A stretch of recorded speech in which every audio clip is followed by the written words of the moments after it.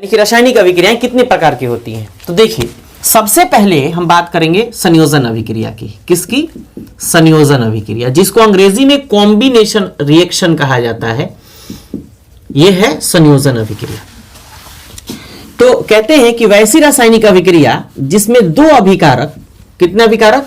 दो अभिकारक। कितने अभिकारक? दो अभिकारक आपस में मिलकर के एक या एक से अधिक उत्पाद का निर्माण करते हैं, उसे क्या कहते हैं? उसे संयोजन अभिक्रिया कहते हैं। यह है आपका मैग्नीशियम और मैग्नीशियम का फीता। ये रिएक्शन हम कभी आपको जनरली एक्सपेरिमेंट करके भी दिखा देंगे। यह है ऑक्सीजन। आमतौर पर यह रिएक्शन ऐसी ही होती है। मैग्नीशियम का फीता ऑक्सीजन की उपस्थिति में जलाया जाता है तो मैग्नीशियम ऑक्साइड और थोड़ी मात्रा में हीट एनर्जी भी देता है, प्लस लाइट भी देता है। तो ये बात एनसीईआरटी मेंशन नहीं करता, हम मेंशन कर देते हैं, आप लिख लीजिएगा। ये है मैग्नीशियम ऑक्साइड। क्या है? Magnesium oxide. क्लियर हुई बात? अब सुनिए, तो ये होगा आपका क्या? संयोजन अभिक्रिया। संयोजन अभिक्रिया के और भी एग्जाम्पल, छोटे छोटे आप एग्जाम्पल लिख सकते हैं। हाइड्रोजन और ऑक्सीजन आपस में मिलता है तो फिर जल का निर्माण होता है। रिएक्शन को बैलेंस कर लीजिएगा, है ना? तो रिएक्शन को काफी आसानी से आप बैलेंस भी कर सकते हैं। ये संयोजन अभिक्रिया का उदाहरण है। इसी तरीके से आप हाइड्रोजन और क्लोरीन को प्रकाश की उपस्थिति में काफी आसानी से, प्रकाश की उपस्थिति में या सूर्य का प्रकाश जो कह लो, सूर्य के प्रकाश की उपस्थिति में दोनों की रिएक्शन कराते हैं, हाइड्रोजन क्लोराइड गैस बनता है। रिएक्शन को बैलेंस कर लेते हैं। यह है हाइड्रोजन क्लोराइड गैस। तो यह संयोजन अभिक्रिया का एग्जाम्पल है जो आपसे कई बार एग्जाम में पूछा गया है। तो चलिए नेक्स्ट की बात करते हैं। दूसरा केमिकल रिएक्शन होता है आपका वियोजन अभिक्रिया। कौन सा? वियोजन अभिक्रिया। वियोजन अभिक्रिया अंग्रेजी में इसको क्या कहते हैं? Decomposition reaction. क्या कहते हैं? Decomposition reaction. चलिए लिख ही देते हैं, हालांकि थोड़ा सा समय लगेगा लेकिन बात और कुछ नहीं है। यहां इसको कॉम्बिनेशन लिख देते हैं। ये कॉम्बिनेशन रिएक्शन है ना। अब देखिए, डीकंपोजिशन में क्या होता है? संयोजन यानी कॉम्बिनेशन में क्या होता है? दो सब मतलब कि दो रिएक्टेंट, दो अभिकारक आपस में कॉम्बाइन हुआ तो एक प्रोडक्ट या एक से अधिक प्रोडक्ट का निर्माण हुआ। अच्छा, कॉम्बिनेशन डीकंपोजिशन में क्या होगा? यानी वियोजन में क्या होगा? वियोजन को अपघटन अभिक्रिया भी कहते हैं। यह बात आप पहले लिख लीजिएगा। क्या कहिएगा? अपघटन अभिक्रिया। अब देखिए, तो वियोजन में होता है एक अभिकारक। कितने अभिकारक? एक अभिकारक टूट के दो उत्पाद का निर्माण करते हैं। तो कहेंगे कि वैसी रासायनिक अभिक्रिया जिसमें एक अभिकारक टूटकर दो या दो से अधिक उत्पाद का निर्माण करते हैं, उसे क्या कहेंगे? उसे वियोजन या अपघटन अभिक्रिया या डीकंपोजिशन रिएक्शन कहेंगे। तो यह है कैल्शियम कार्बोनेट, जिसको चूना पत्थर, चूना पत्थर या संगमरमर के नाम से जाना जाता है। इसको हमने क्या किया? गर्म किया। और गर्म करते हैं तो क्या देते हैं? उष्मा देते हैं, हीट एनर्जी देते हैं। उष्मा जैसी देते हैं तो चूना, कली चूना या क्विक लाइम या बर्न्ड लाइम या बिना बुझा चूना, इसको कहते हैं। इसमें टूटता है और कार्बन डाइऑक्साइड का निर्माण करता है। इसी तरीके से FeSO4 को जैसे ही हम लोग उष्मा देते हैं तो उष्मा यानी फेरस सल्फेट, इसका नाम क्या है? Ferrous sulphate. ये कैल्शियम कार्बोनेट था ऊपर वाला और ये फेरस सल्फेट। जैसे ही उष्मा देते हैं तो ये क्या बनाता है? आयरन ऑक्साइड, फिर सल्फर डाइऑक्साइड, फिर सल्फर ट्राइऑक्साइड। क्लियर हो गई बात? अब देखिए, इसी तरीके से हम अगर लेड नाइट्रेट को गर्म करते हैं, लेड नाइट्रेट को क्या करते हैं? उष्मा देते हैं। तो उष्मा देने के बाद इसका नाम क्या है? Lead nitrate. लेड नाइट्रेट, सीसा का नाइट्रेट। उष्मा देने के बाद ये लेड ऑक्साइड में टूटता है। थोड़ी मात्रा में नाइट्रोजन डाइऑक्साइड का निर्माण करता है और थोड़ी मात्रा में ऑक्सीजन का निर्माण करता है। कई बार आपसे पूछा गया है कि लेड ऑक्साइड का रंग कैसा होता है? तो लेड ऑक्साइड का रंग पीला होता है। कई बार आपसे यह भी पूछा गया NO2 का रंग कैसा होता है? तो NO2 का रंग भूरा होता है। और लेड नाइट्रेट यानी कि ये सीसा का नाइट्रेट रंगहीन होता है। ऑक्सीजन भी कैसा होता है? रंगहीन होता है। इसको मेंशन कर लीजिए। तो वियोजन अभिक्रिया आपका यहां खत्म हुआ। कहिएगा वैसी रासायनिक अभिक्रिया जिसमें एक अभिकारक टूट कर दो या दो से अधिक उत्पाद का निर्माण करते हैं, उसे वियोजन या अपघटन अभिक्रिया कहते हैं। तो नोट करिए, फिर आगे बढ़ते हैं। तो अब बात करते हैं वियोजन अभिक्रिया कितने प्रकार के होते हैं। तो देखिए वियोजन अभिक्रिया के प्रकार हम हेडिंग देंगे, वियोजन अभिक्रिया कितने प्रकार के होते हैं, वियोजन अभिक्रिया के प्रकार, वियोजन अभिक्रिया के प्रकार। तो ये वियोजन अभिक्रिया के प्रकार की चर्चा होगी। देखिए वियोजन अभिक्रिया 3 प्रकार का होता है। सबसे पहले हम लोग उष्मीय वियोजन अभिक्रिया की बात करेंगे। उष्मीय वियोजन अभिक्रिया, अब ये क्या होता है भाई, उष्मीय वियोजन अभिक्रिया क्या होता है, तो सुनिए, कहता है कि वैसा वियोजन अभिक्रिया, इसको थर्मल डिकम्पोजिशन रिएक्शन कहते हैं, कहेंगे कि वैसा वियोजन अभिक्रिया जो उष्मा के मदद से संपन्न होता है उसे उष्मीय वियोजन अभिक्रिया कहते हैं। जैसे अभी हम लोग कैल्शियम कार्बोनेट के केमिकल रिएक्शन का एग्जांपल देखे थे। इधर कैल्शियम कार्बोनेट को क्या करेंगे, हम उष्मा देंगे, क्या देंगे, उष्मा देंगे। जैसे उष्मा देंगे तो ये कैल्शियम ऑक्साइड यानी चूना और कार्बन डाइऑक्साइड में टूटेगा। अभी फेरस सल्फेट का एग्जांपल लिखा था, लेड नाइट्रेट का एग्जांपल लिखा था यहाँ। उसी तरीके से अगर जिंक कार्बोनेट को हम गर्म करेंगे यानी उष्मा देंगे इसको, तो उष्मा देने के बाद ये जिंक ऑक्साइड और उसके बाद कार्बन डाइऑक्साइड के रूप में टूट जाएगा।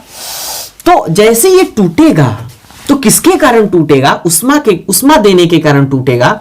और टूटने की ये प्रक्रिया, ये रासायनिक अभिक्रिया कौन सी अभिक्रिया है, तो वियोजन अभिक्रिया है। किसके कारण संपन्न हो रही है, तो उष्मा के कारण संपन्न हो रही है। इसीलिए इस रासायनिक अभिक्रिया को क्या कहते हैं, उष्मीय वियोजन अभिक्रिया या उष्मीय अपघटन अभिक्रिया कहते हैं। क्लियर हो गई बात। चलिए दूसरी बात, दूसरा टाइप होता है प्रकाश वियोजन अभिक्रिया। क्या कहते हैं इसको, प्रकाश वियोजन अभिक्रिया। तो प्रकाश वियोजन अभिक्रिया किसे कहते हैं, फिर से आपके मन में सवाल आता होगा। तो कहेंगे कि वैसा वियोजन अभिक्रिया जो सूर्य के प्रकाश या प्रकाश यानी फोटोन, प्रकाश की उपस्थिति में संपन्न होता है या प्रकाश की मदद से संपन्न होता है, उसे प्रकाश वियोजन अभिक्रिया कहते हैं। जैसे अगर ये सिल्वर ब्रोमाइड है, क्या है, सिल्वर, पहले क्लोराइड का एग्जांपल ले लेते हैं। ये सिल्वर क्लोराइड है। सिल्वर क्लोराइड को जैसे ही सूर्य के प्रकाश में रखते हैं, सूर्य के प्रकाश में यानी फोटोन के उपस्थिति में रखते हैं, तो ये सिल्वर क्लोराइड सिल्वर और क्लोरीन में काफी आसानी से टूट जाता है। जैसे ही टूटता है तो किसके कारण ये टूटा, सूर्य के प्रकाश के कारण यानी प्रकाश के कारण। इसीलिए टूटने की प्रक्रिया क्या है, वियोजन अभिक्रिया। और वियोजन अभिक्रिया किसके कारण हो रही है, प्रकाश के कारण, इसलिए इसको प्रकाश वियोजन अभिक्रिया कहते हैं। इसी तरीके से अगर सिल्वर ब्रोमाइड को सूर्य का प्रकाश दे दें, सूर्य के प्रकाश की उपस्थिति में अगर इसको गर्म कर दें, तो सूर्य के प्रकाश की उपस्थिति में जैसे इसको गर्म करते हैं, गर्म करने के बाद ये सिल्वर और ब्रोमीन के रूप में टूट जाता है। जैसे टूटता है तो टूटने के बाद, जैसे टूटता है तो टूटने के बाद ये किसके कारण टूटता है, तो प्रकाश के कारण, तो प्रकाश वियोजन अभिक्रिया। अब मजेदार बात यह है कि ब्लैक एंड व्हाइट फोटोग्राफी में, नोट करके लिखिएगा, ब्लैक एंड व्हाइट फोटोग्राफी में, व्हाइट फोटोग्राफी में silver bromide AgBr silver bromide के प्रकाश वियोजन अभिक्रिया का यूज किया जाता है। प्रकाश वियोजन अभिक्रिया का यूज किया जाता है। बात क्लियर हो गई। तो चलिए अगली बात कर लेते हैं। देखिए तीसरा होता है आपका इलेक्ट्रिकल डिकम्पोजिशन रिएक्शन, मतलब कि विद्युत वियोजन अभिक्रिया। हिंदी में क्या कहते हैं, विद्युत वियोजन अभिक्रिया। ये विद्युत वियोजन अभिक्रिया जो होता है, ये वियोजन अभिक्रिया जो होता है, ये काफी नाम से ही फिर से स्पष्ट हो रहा है कि ये विद्युत के कारण, विद्युत धारा के कारण संपन्न होगा। मतलब वियोजन अभिक्रिया तो होगा लेकिन विद्युत धारा के कारण संपन्न होगा। तो कहिएगा कि वैसा वियोजन अभिक्रिया जो विद्युत धारा के कारण संपन्न होता है उसे विद्युत वियोजन अभिक्रिया कहते हैं। जैसे अगर हम लोग सोडियम क्लोराइड का एक एक्वस सॉल्यूशन यानी जलीय विलयन लेते हैं और विद्युत धारा जैसे ही प्रवाहित कराते हैं, विद्युत धारा जैसे ही प्रवाहित कराते हैं, तो प्रवाहित कराने के बाद सोडियम का केटायन और 2 क्लोराइड आयन प्राप्त होता है। इस रिएक्शन को हम लोग ऐसे भी लिख सकते हैं, NaCl ये एक्वस और यहां विद्युत धारा और ये सोडियम और ये क्लोरीन। क्लियर।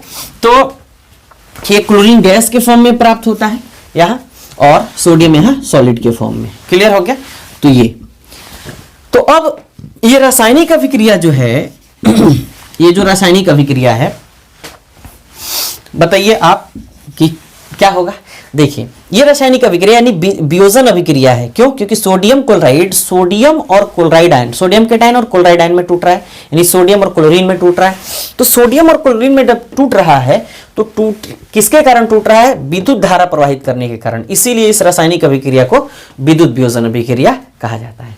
तो चलिए इसको नोट करिए, हम आगे की बात करते हैं।